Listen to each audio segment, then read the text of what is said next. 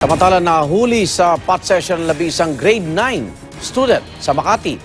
Napag-alamang anak na isang nasa drug watch list ang isa sa kanila. Darito ang unang balita ni Bam Alegre.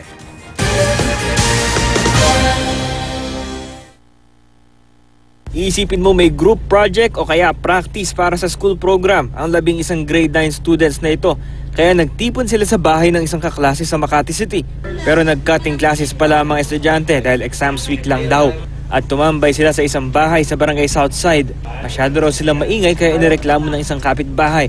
Nang pasukin ng mga tanod, kakaiba raw ang amoy kaya sila naghalughog hanggang nakita ang mga kontrabando. Nagresponde ang mga bantay bayan kasama yung ating mga pulis.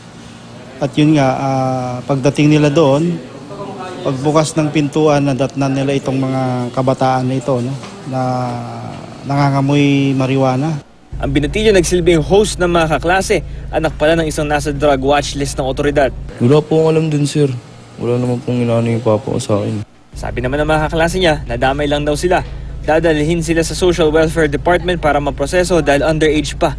Laking gulat ng mga magulang ng mga estudyante sa insidente. Nagsilbing wake-up call daw ito para sa kanila na mas bigyang pansin ang sinasamahang grupo ng kanilang mga anak.